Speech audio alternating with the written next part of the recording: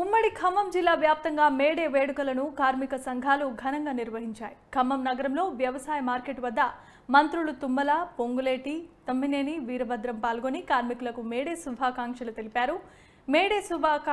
May Day వేడుకల్లో కాంగ్రెస్ పార్టీలో కార్మికులు భారీగా చేరారు.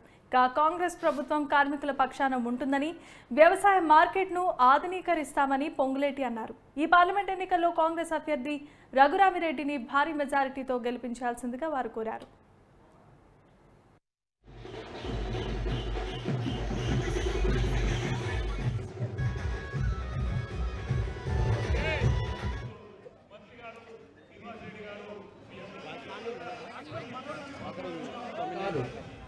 సమాజంలో ఉన్న ప్రతి వర్గానికి చిచ్చుబడుతూ తన తెల్ల చొక్కాని విప్పి ఆ రక్తంలో ముంచి పైకి జవహర్లాల్ నెహ్రూ గారు అనేక ప్రభుత్వ రంగ సంస్థలను స్థాపించి భారతదేశాన్ని ఒక అభివృద్ధి చెందిన దేశంగా తీసుకెళ్లడం కోసం ఆయన చేసినటువంటి ఈ నవభారత నిర్మాణంలో లక్షలాది మంది కోట్లాది మంది కార్మికులు పనిచేసుకునేటటువంటి అవకాశం వచ్చింది. ఆ అవకాశం కోసం కార్మిక నాయకులు, అది ఐఎన్టీయూసీ కావచ్చు, సిఐటియు కావచ్చు, అనేక రకమైనటువంటి కార్మిక సంస్థలు, కార్మిక నాయకులు వాళ్ళ జీవితం కార్మికుల కోసం దారపోసి వాళ్ళ హక్కుల కోసం, వాళ్ళ అవకాశాల కోసం, వాళ్ళ భవిష్యత్తు కోసం ప్రయత్నం చేస్తూనే ఈ దేశ నిర్మాణం కోసం మీ కష్టాన్ని, మీ త్యాగాన్ని, మీ శ్రమ ద్వారా ఈనాడు భారతదేశం అగ్రగామి దేశంగా వెలుగొందుతుందంటే అది కార్మికుల యొక్క శక్తి అని చెప్పి మీకు ఈ సందర్భంగా మనం చేస్తున్నాం. భవిష్యత్తులో కూడా మన ఖమ్మం పట్టణానికి, ఖమ్మం జిల్లాకి, తెలంగాణ రాష్ట్రానికి మనం అందరం కలిసి తెచ్చుకున్నటువంటి కాంగ్రెస్ ప్రభుత్వం రేవంత్ రెడ్డి గారి నాయకత్వంలో ఈ ప్రభుత్వ రంగ సంస్థలను అమ్మటానికి పూనుకున్నటువంటి బీజేపీని వ్యతిరేకిస్తూనే వీటన్నిటిని నిర్వీర్యం చేసినటువంటి బీఆర్ఎస్ పార్టీని పక్కన పెడుతూనే మీ మనసుల్లో ఉన్నటువంటి సోనియమ్మ పార్టీని, ఇందిరమ్మ రాజ్యాన్ని తెచ్చుకున్నారు. తప్పకుండా కార్మికులకు న్యాయం జరిగేటట్టుగా వాళ్ళు ఏ రంగంలో ఉన్నా వాళ్ళకి సముచితమైనటువంటి న్యాయం చేసేదానికి రాష్ట్ర ప్రభుత్వం సిద్ధంగా ఉందని చెప్పి మీకు ఈ సందర్భంగా మనం చేస్తున్నాం. ఏదైతే ఇండియా కూటమిలో భాగంగా సుమారు 23-24 పార్టీలు ఈనాడు కాంగ్రెస్ పార్టీతో కలిసి పనిచేస్తున్న సంగతి కూడా మీకు తెలిసిందే.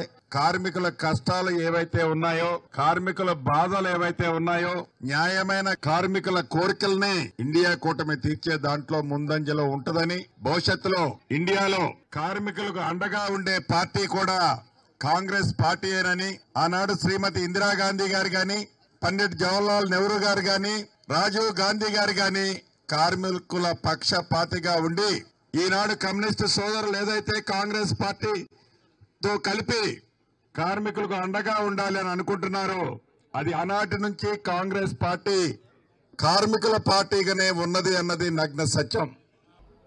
కార్మికుల ఆరాధ్య దైవమైనటువంటి ఎర్రజెండా పుట్టినరోజు మేడే సాధారణంగా కార్మికుల హక్కుల్ని సాధించుకోవడం కోసం ఒక ప్రతిజ్ఞా దినంగా మనం పాటిస్తుంటాం.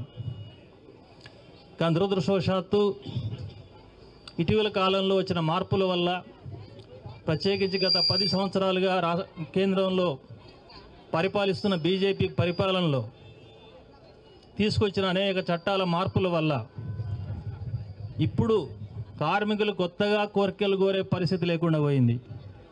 గతంలో పోరాడి సాధించుకున్న హక్కులు ఏవైతే ఉన్నాయో ఆ హక్కులు పోకుండా కాపాడుకోవడం అనేదే ముఖ్యమైన కర్తవ్యంగా మారిపోయింది.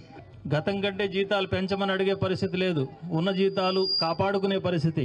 గతంలో ఉన్న ఉద్యోగాలు కంటే ఎక్కువ ఉద్యోగాలు కావాలని అడిగే పరిస్థితి పోయింది. ఉన్న ఉద్యోగాలు ఓడకుండా కాపాడుకోవాల్సిన పరిస్థితి దాపురించింది.